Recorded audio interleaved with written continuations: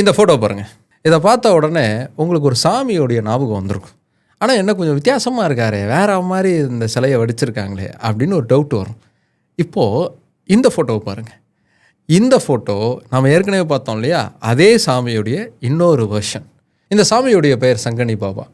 Trinidad Tobago, Fiji, Singapore மாதிரியான இடங்களில் இந்த சாமியை வந்து வழிபடுறாங்க. இந்த சாமிக்கு தமிழ்நாட்டிலையும் பக்தர்கள் இருக்காங்க. இந்த சாமிக்கான பெயர் தமிழில் என்ன தெரியுமா? சங்கிலி கருப்பு. இப்படி கருப்பு சாமிங்கிறவர் உலகம் முழுக்க பரவியிருக்கார். ஏன் டிசி காமிக்ஸில் கூட ஒரு கேரக்டரை இதே சங்கிலி கருப்புடைய இன்ஸ்பிரேஷனில் உருவாக்கியிருப்பாங்க. எப்படி கருப்பு இப்படி உலகம் முழுக்க பரவுனார்? கருப்பண்ண சாமிங்கிறவர் யார்? அவருடைய உண்மையான வரலாறு என்ன அப்படிங்கிறது தான் இன்றைக்கி நம்ம டீட்டெயிலாக பார்க்க போகிறோம். Welcome to big bang Bogan. நான் உங்கள் போகன். இன்றைக்கி நம்ம கருப்பண்ண சாமியுடைய வரலாறை முழுசாக பார்த்துடலாம் வாங்க.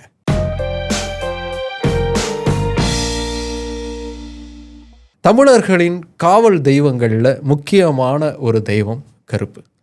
ஊரை காக்கக்கூடிய பொறுப்பு அவர்கிட்ட இருக்குது.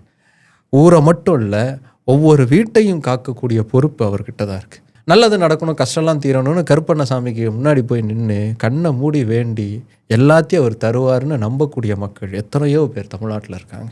அவங்களுடைய நம்பிக்கை அவரால் நிறைவேற்றப்பட்டிருக்கு அப்படிங்கிற நம்பிக்கை அவங்கக்கிட்ட இருக்குது. கருப்பசாமி அப்படிங்கிறவர் கிராமிய தெய்வமாக மட்டும்தான் இருக்கார் அப்படின்னு நம்ம பார்க்க முடியாது. ஏன்னா பல முக்கியமான கோயில்கள், அதாவது பலியை கேட்காத சாமிகள், மந்திரங்கள் ஓதி வேண்டப்படக்கூடிய சாமிகள், அவங்க இருக்கக்கூடிய கோயில்களில் கூட கருப்புக்குன்னு ஒரு தனி இடம்ங்கிறது ஒதுக்கப்பட்டிருக்கு. மதுரையே நம்ம அதை எக்ஸாம்பிளாக எடுத்துக்கலாம்.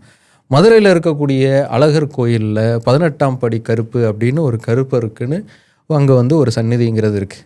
அதே மாதிரி மதுரை மீனாட்சி அம்மன் கோயில் இருக்கு இல்லையா, அந்த கோயிலுடைய கிழக்கு கோபுரத்துக்கு பக்கத்தில் தல்லாகுளம் கருப்பசாமி அப்படின்னு ஒரு கருப்பருக்கு அங்கே கோயில் அப்படிங்கிறது இருக்குது.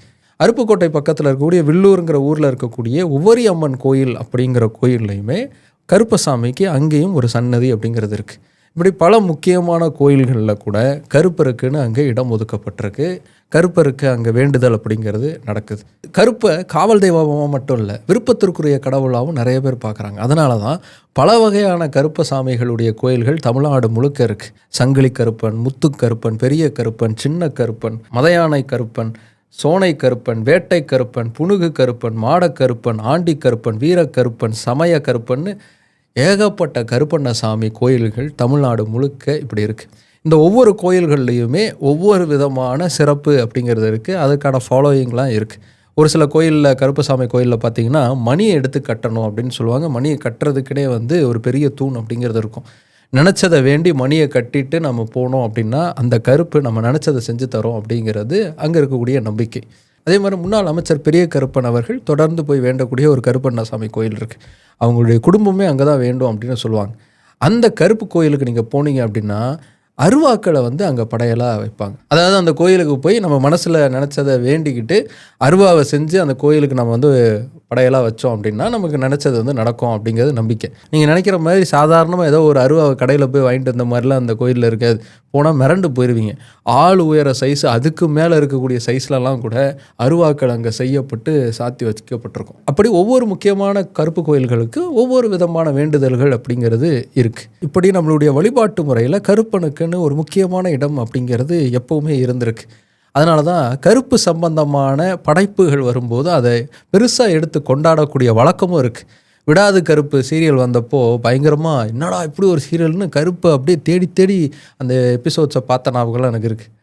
அதே மாதிரி தான் இப்போ வந்திருக்கக்கூடிய கருப்பு திரைப்படமும். அதே மாதிரி படத்தில் கருப்பண்ணசாமியோடைய ரெஃபரன்சஸ், அவருக்காக ஆடப்படக்கூடிய சாமி ஆட்டம், இதெல்லாமே நிறைய இடங்களில் வந்திருக்கும். கொம்பன் ஒரு படம் வந்திருக்கும். அந்த படத்தில் கூட ராஜ்கிரண் மாமனாராக நடிச்சிருப்பார். அவர் வந்து கருப்பு சாமிக்கு சாமி ஆடுற மாதிரிலாம் சீன்ஸ் வச்சுருப்பாங்க.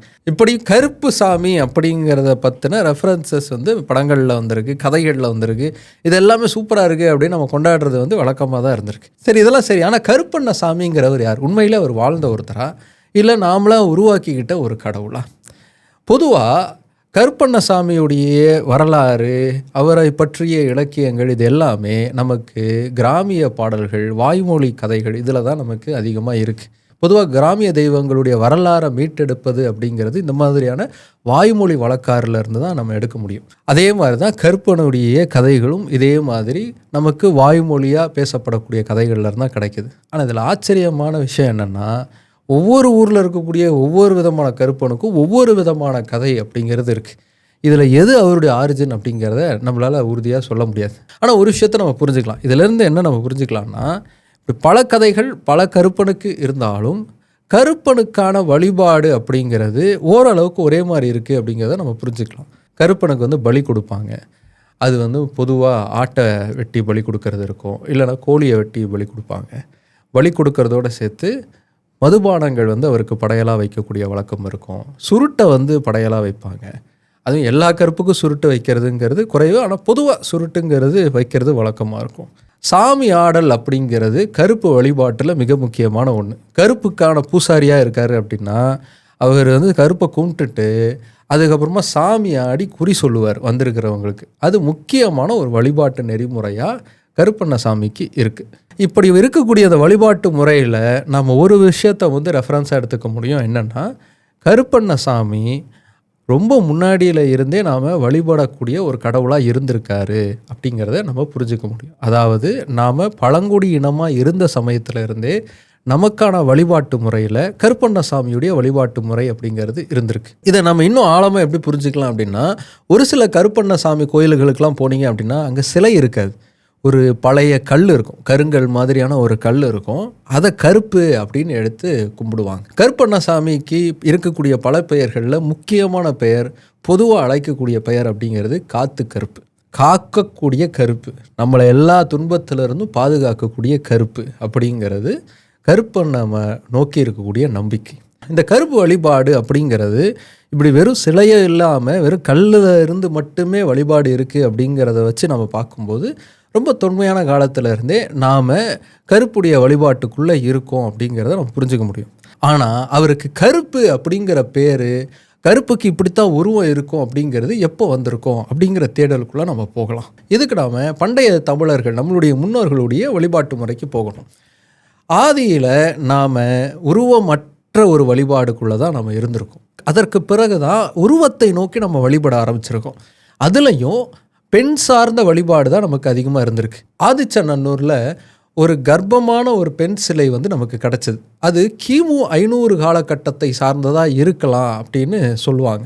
அந்த கர்ப்பமான பெண் சிலை இருக்கு இல்லையா, அது வந்து ஒரு தெய்வமாக இருந்திருக்கலாம், அந்த தெய்வத்தை நோக்கிய வழிபாட்டு முறைங்கிறது இருந்திருக்கலாம் அப்படின்னும் ஒரு கருத்துங்கிறது முன்வைக்கப்படுது. இதே மாதிரியான பெண் வழிபாட்டு முறை அப்படிங்கிறது நமக்கு சங்க இலக்கியத்தில் நிறைய குறிப்பில் இருக்குது. அந்த தெய்வத்தின் பெயர் கொற்றவை. இப்படி நாம் பெண் சார்ந்த தெய்வத்தை தான் நம்ம அதிகமாக வணங்கியிருக்கோம். அதுக்கப்புறமா தான் கொஞ்சம் கொஞ்சமாக ஆண் சார்ந்த தெய்வத்தை நோக்கி நம்ம நகர ஆரம்பிச்சிருக்கோம். அப்போ நகர ஆரம்பித்தப்போ நாம் வந்து 5 திணைகளாக நம்மளை வந்து பிரிக்க ஆரம்பிச்சிட்டோம். குறிஞ்சி, முல்லை, மருதம், நெய்தல், பாலைன்னு நம்ம பிரித்தோம் இல்லையா. இந்த ஒவ்வொரு நிலப்பகுதிக்கு ஏற்ற மாதிரி ஒரு கடவுளை வந்து நாம் வந்து முன்னிலைப்படுத்திக்கிட்டோம். உதாரணத்துக்கு குறிஞ்சி அப்படிங்கிறது மலையும் மலை சார்ந்த பகுதி அப்படிங்கிறதுனால மலையில் எப்போவுமே இருக்கக்கூடிய குகனை வந்து முருகனை வந்து நாம் வந்து கடவுளாக ஏற்றுக்கிட்டோம். இப்படி ஒவ்வொரு நிலப்பகுதிக்கும் ஒவ்வொரு விதமான கடவுள்கள் அப்படின்னு நம்ம வகைப்படுத்தி நம்ம பார்க்க ஆரம்பித்தோம். கால ஓட்டத்தில் பல மாற்றங்கள், அரசியல் நகர்வுகள் இதெல்லாம் நடக்கும்போது அந்த கடவுள்களும் கொஞ்சம் கொஞ்சமாக மாறி வெவ்வேறு ஃபார்மேஷன்ஸுக்குள்ளே போக ஆரம்பிக்கிறாங்க. அப்படி தான் ஒவ்வொரு கடவுள்களும் அதுக்கப்புறமா நமக்குள்ளே உருவானாங்க. இதில் கருப்பண்ண சாமியுடைய வழிபாடு எங்கேருந்து வருது? நம்ம 5 திணைகளாக பிரித்து ஒவ்வொரு திணைக்கும் ஒரு கடவுளை உருவாக்கி வழிபட ஆரம்பித்தோம் இல்லையா.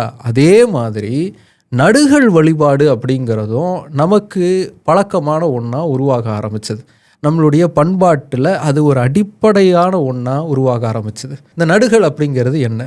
போரில் மாபெரும் சாதனை செய்து மரணம் அடைந்த ஒரு வீரன், இல்லை ஒரு ஊர் இருக்குது, அந்த ஊருக்கு பயங்கரமான ஒரு ஆபத்து வருது, அந்த ஆபத்தை தடுத்து உயிரை துறந்த ஒரு வீரன்.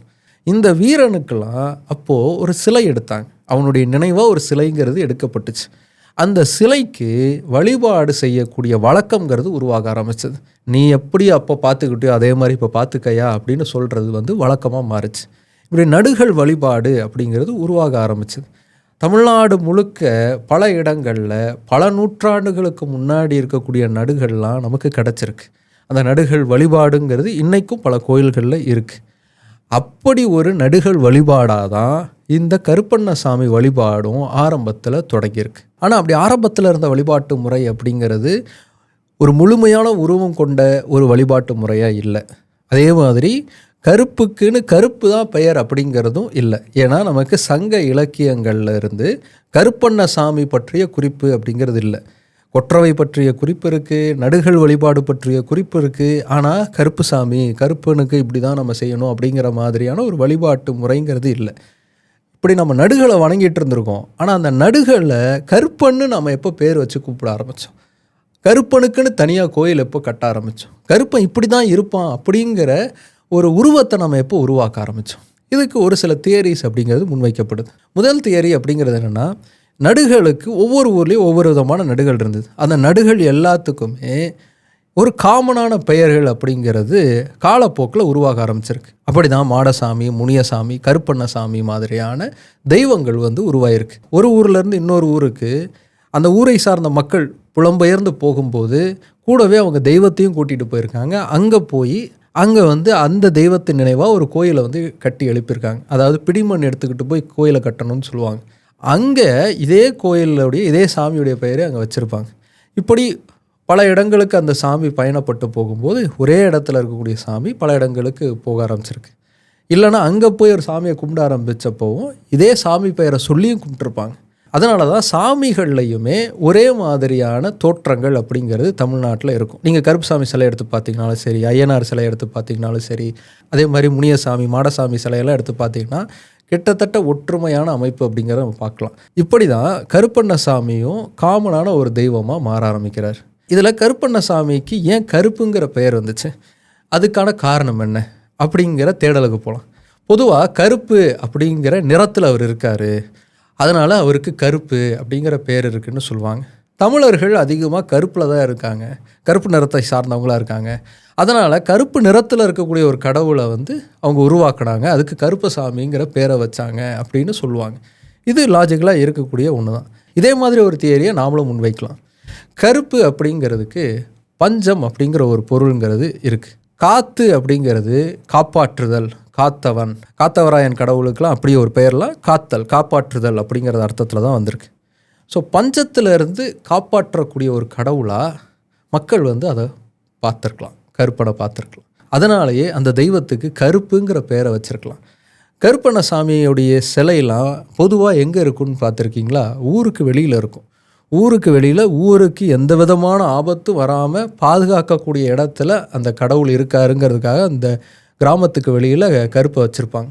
பஞ்சம் என் கிராமத்துக்கு வந்துடக்கூடாது, அதிலேருந்து நீ காத்து எங்களை நிறுத்தியா அப்படிங்கிறதுக்காக கூட கருப்புக்கு அங்கே கோயிலை கட்டியிருக்கலாம். இந்த தியரிக்கான இன்னும் ஸ்ட்ராங்கான எவிடன்சஸ் அப்படிங்கிறத நம்ம எதை வச்சு பார்க்க முடியும் அப்படின்னா, கருப்புக்கான அடையாள குறியீடுகள், கருப்பு இப்படி தான் இருக்கணும் அப்படிங்கிற குறியீடுகள்லாம் நமக்கு விஜயநகர பேரரசு காலகட்டத்துக்கு அப்புறமா உருவாயிருக்கும் அப்படின்னு சொல்லுவாங்க. ஆந்த்ரோபாலஜிஸ்ட் கென்ட் கூட கருப்பண்ணசாமியுடைய சிலையை அடிப்படையாக வச்சு இது விஜயநகர பேரரசு காலகட்டத்துக்கு அப்புறமா உருவாகக்கூடிய ஒரு சிலை வடிவமைப்பாக இருக்கலாம் அப்படிங்கிற தியரியை முன்வைக்கிறார். நீங்கள் நாயக்கர் காலத்துக்கு அப்புறமா இருக்கக்கூடிய சிலைகள் எடுத்து பார்த்தீங்க அப்படின்னா அந்த சிலைகளில் இருக்கக்கூடிய ஆண்களுடைய கொண்டை அப்படிங்கிறது சைடில் இருக்கும். கேரளா பக்கத்தில் கூட இதே மாதிரியான கொண்டை போடக்கூடிய வழக்கங்கிறது ஒரு காலகட்டத்தில் இருந்துச்சு. இப்படி கொண்டை மட்டும் இல்லாமல் கருப்பனுடைய ஆடை வடிவமைப்புலையும் பார்த்தீங்க அப்படின்னா முட்டிக்கு வரைக்குமான கச்சை அவர் கட்டியிருப்பார். இது எல்லாம் நாயக்கர் காலத்தை சார்ந்த ஒரு அடையாள குறியீடாக இருக்குது. அதனால் கருப்பண்ணசாமியுடைய உருவம் அப்படிங்கிறது நாயக்கர் காலத்திலேருந்து உருவாயிருக்கலாம் அப்படின்னு சொல்கிறாங்க. இப்போ வரைக்கும் கருப்பண்ணசாமிங்கிறவர் சிமெண்ட்டில் செஞ்ச சிலையோடு இருப்பார்.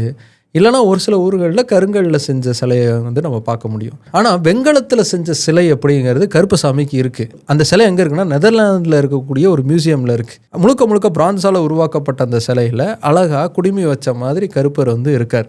இந்த சிலை அப்படிங்கிறது 18ஆம் நூற்றாண்டை சார்ந்ததாக இருக்கும் அப்படின்னு கணிச்சிருக்காங்க. இப்போ நாயக்கர் காலகட்டத்தை சார்ந்து நாயக்கர்களுக்கு அப்புறமா பாளையக்காரர்களுடைய ஆட்சி காலகட்டம்லாம் இருந்துச்சு இல்லையா, அந்த சமயத்தில் தான் இந்த கருப்பண்ணசாமிக்கான உருவ வடிவம் அப்படிங்கிறது கொஞ்சம் பரவலாக உருவாயிருக்கும் அப்படின்னு ஒரு கணிப்புக்கு நம்ம வரலாம். அப்படி உருவாக்கப்பட்ட அந்த கருப்பருடைய வடிவம் அப்படிங்கிறது அப்புறம் தமிழ்நாடு முழுக்க பரவுது. பல இடங்களில் கருப்பனுக்குன்னு கோயில் கட்டினா அவர் இப்படித்தான் இருக்கணும் அப்படின்னு சொல்லி கருப்பனுக்கான கோயிலை வந்து அதே சிலை வடிவத்தில் வந்து உருவாக்கியிருக்காங்க. இன்னும் ஒரு சில இடங்களில் பார்த்திங்கன்னா அவர் வேற ஒரு தெய்வமாக இருப்பார், ஆனால் அவரை கருப்பசாமின்னு நினச்சி வழிபடக்கூடிய வழக்கம் அப்படிங்கிறது இருக்குது. உதாரணத்துக்கு மதுரை மேலக்கல் பக்கத்தில் பாண்டிமுனி கோயில் இருக்குது. இந்த கோயில் முனியசாமிக்கு உண்டானது. ஆனால் அங்கே இருக்கக்கூடியது புத்தர் சிலை, அதை முனியசாமி சிலையாக வந்து மாற்றி வழிபட்டுக்கிட்டு இருக்காங்க அப்படின்னு தன்னுடைய கட்டுரையில் வந்து பதிவு பண்ணுறாரு சாந்தலிங்கம். அவரே தான் என்ன சொல்லியிருக்காங்கன்னா, புத்தர் சிலையாக இருந்திருக்கிறதுனால தெரிந்தோ தெரியாமலோ மக்கள் வந்து சிலைக்கு முன்னாடி பலியிடுறது அப்படிங்கிறது செய்கிறதில்ல. அதுக்கு பதிலாக ஒரு 200 அடி தூரத்தில் கருப்பனுக்குன்னு ஒரு கோயில் இருக்குது, அதுக்கு முன்னாடி தான் வந்து பலியிடுறாங்க. அதுலேயே இன்னொரு என்ன சொல்கிறாருன்னா, அவங்க வழிபடுறது கருப்பன் கிடையாது, அது பைரவர் சிலை. பைரவர் சிலையை கருப்பனாக நினச்சி வழிபட்டுக்கிட்டு இருக்காங்க அப்படிங்கிற கருத்தை வந்து பதிவு செய்கிறார். ஸோ இப்படி முதல்ல உருவமற்ற ஒரு தெய்வமாக இருந்த கருப்பனுக்கு அதுக்கப்புறம் கருப்பன்கிற பெயரை கொடுத்து அதுக்கப்புறமா அவருக்கு ஒரு உருவங்கிறத கொடுத்து மக்கள் வழிபட ஆரம்பிச்சிருக்காங்க. ஆனால் இன்றைக்கும் உருவமற்ற கருப்பண்ணசாமி வழிபாடெல்லாம் இருக்குது. நீங்கள் மதுரை அழகர் கோயிலுக்கு போனீங்கன்னா 18ஆம் படி கருப்பர் அப்படின்னு ஒரு கருப்பசாமி இருப்பார். அவருக்கு உருவமே கிடையாது. அவரை முழுக்க முழுக்க ஒரு பெரிய நிலைக்கதவை கருப்பனாக நினச்சி வழிபடுற வழக்கங்கிறது இருக்குது. அதுக்கு மித்தலாஜிக்கலான ஸ்டோரிலாம் இருந்தாலும் முதல்ல ஒரு உருவமற்ற வழிபாடு அப்படிங்கிறதா இருந்திருக்கு. அதுக்கப்புறமா கருப்பனுக்குன்னு ஒரு உருவங்கிறது கிடச்சிருக்கு.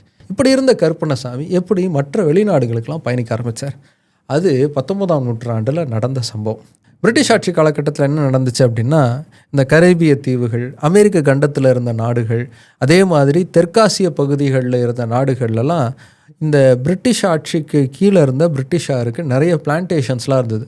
இந்த தோட்டங்கள்லாம் வேலை செய்கிறதுக்கு அவங்களுக்கு ஆட்கள் தேவைப்பட்டாங்க. அந்த சமயத்தில் அடிமை முறைங்கிறது நடைமுறையில் இருந்தப்போ ஆப்பிரிக்காவிலேருந்து நிறைய அடிமைகளை வந்து தூக்கிட்டு போய் இந்த தோட்டங்களில் வேலை வாங்கிட்டு இருந்தாங்க. ஆனால் அடிமை முறை அப்படிங்கிறது 19ஆம் நூற்றாண்டில் ஒழிக்கப்பட்டுச்சு. அப்படி ஒழிக்கப்பட்டவுடனே அவங்களுக்கு சீப் லேபர் தேவைப்பட்டாங்க. ஏன்னா அவங்க அடிமையாக இருந்தப்போ சாப்பாடு மட்டும் போதும், சாப்பாடு போட்டு வேலை வாங்கிக்கலாங்கிற சூழல் இருந்தது. இப்போ சம்பளம் கொடுக்கணுமே, அப்போ கம்மியான சம்பளம் கொடுத்து வேலை வாங்குறதுக்கு ஆள் வேணும் அப்படின்னப்போ இந்தியாவிலேருந்து நிறைய பேரை ஒப்பந்த தொழிலாளர்களாக கூட்டிகிட்டு போனாங்க. உங்களுக்கு இவ்வளோ சம்பளம், இவ்வளோ நாள் வேலை அப்படின்னு ஒப்பந்தம் போட்டு கூட்டிகிட்டு போய் ஏகப்பட்ட டார்ச்சர் பண்ணாங்க. சொன்ன சம்பளம் கொடுக்கல, சொன்ன வசதிகள் செஞ்சு தரல, பல துயரங்களை சந்தித்து அங்கே மக்கள் வாழ்ந்தாங்க. இப்படி ஒப்பந்த தொழிலாளர்களாக போனாங்க இல்லையா? அப்படி போனவங்களில் ஆரம்பத்தில் அதிகமாக இருந்தது யாருன்னா தமிழர்கள். தமிழர்கள் இங்கேருந்து கிளம்பி போகிறதுக்கு காரணம் பஞ்சம், பெரும் பஞ்சம்ங்கிறது இருந்துச்சு. அந்த பஞ்சத்தில் ஒரு வேளை சாப்பாடு கூட கிடைக்காம கஷ்டப்பட்டாங்க. அந்த நிலைமை மாறணும், வேற ஒரு ஊருக்கு போனால் பொழைச்சிக்கலாம் அப்படின்னு சொல்லி எப்படியாவது அந்த பஞ்சத்திலேருந்து தப்பிக்கிறதுக்காக இங்கேருந்து தமிழர்கள் அந்தந்த நாடுகளுக்கு கிளம்பி போனாங்க. அப்படி போகும்போது மறுபடியும் பஞ்சம் தங்களை வந்து அழிச்சிடாமல் இருக்கணும் அப்படிங்கிறதுக்காக கையோட அவங்களுடைய தெய்வங்களையும் கூட்டிகிட்டு போனாங்க. அப்படி அவங்க கூட்டிகிட்டு போன தெய்வத்தில் முக்கியமான தெய்வம் தான் சங்கிலி கருப்பன். தீமைகள்லேருந்து மக்களை பாதுகாப்பதற்கும் பஞ்சத்திலிருந்து மக்களை பாதுகாப்பதற்கும் அதே மாதிரி இருக்கக்கூடிய கஷ்டங்களை எல்லாம் உடைத்தெறிவதற்காகவும் நம்பிக்கையோடு வழிபடக்கூடிய ஒருத்தர் தான் சங்கிலி கருப்பன். கட்டுண்ட சங்கிலியை உடைக்கக்கூடிய வல்லமைங்கிறது அவருக்கு இருக்குங்கிறது மக்களுக்கு இருக்கக்கூடிய நம்பிக்கை. அந்த நம்பிக்கையின் அடிப்படையில் சங்கிலி கருப்பனை தூக்கிட்டு போய் இந்த கரிபிய நாடுகளில், தெற்காசிய நாடுகள்லாம் வச்சு கும்பிட ஆரம்பித்தாங்க. அப்படி கும்பிட ஆரம்பித்தாங்க இல்லையா, இந்த சங்கிலி கருப்பனுக்கு தான் சங்கினி பாபா அப்படிங்கிற பேருங்கிறது அதுக்கப்புறமா உருவாச்சு. அந்த சங்கினி பாபா இன்னைக்கும் ரொம்ப பவர்ஃபுல்லான ஒரு கடவுளாக இந்த நாடுகளில் வழிபடப்படுறார். இந்த சங்கினி பாபாவுடைய இமேஜ் இருக்கு இல்லையா, இந்த இமேஜில் டிசி காமிக்ஸ்காரங்க இன்ஸ்பயர் ஆகிருக்காங்க. இன்ஸ்பயர் ஆகி ஒரு கேரக்டரை உருவாக்குனாங்க. அந்த கேரக்டருடைய பேர் தான் டிசி லோபோ. அப்படியே கருப்பு மாதிரியே இருப்பாப்புல, கருப்பு கலரில் கையில் சங்கிலி மாட்டிக்கிட்டு சுருட்டு பிடிச்சிக்கிட்டு ரக்கடாக இருப்பாப்புல அந்த லோபோ. அவர் வேறு யாரும் கிடையாது, சங்கிலி கருப்பு தான். இதுதான் கருப்பண்ணசாமியோடைய முழுமையான வரலாறு. இந்த வரலாறு உங்களுக்கு பிடிச்சிருக்குன்னு நம்புகிறேன். பிகாஸ் இது நிறைய பேருக்கு போய் சேரணும், அது உங்கள் கையில் தான் இருக்குது. நீங்கள் முடிஞ்ச அளவுக்கு இந்த வீடியோவை வந்து ஷேர் பண்ணுங்கள். அதே மாதிரி உங்களுடைய கருத்துக்களை கீழே கமெண்ட் பண்ணுங்கள். நிறைய பேர் வந்து வீடியோஸ் பார்த்துட்ருக்கீங்க, நான் சப்ஸ்கிரைப் பண்ணாமல் இருக்கீங்க. உங்களுக்குலாம் கருப்பன் நல்ல அறிவாக தரட்டும்னு நான் வேண்டிக்கிறேன். தயவு செஞ்சு சப்ஸ்கிரைப் பண்ணுங்கள். திட்டுற மாதிரி இருக்கா, திட்டுற மாதிரியே இருக்கட்டும், ஒன்றும் பிரச்சனை இல்லை. கருப்பை உங்களை காப்பாற்றட்டும். அடுத்த வீடியோவில் உங்களை சந்திக்கிறேன். பை.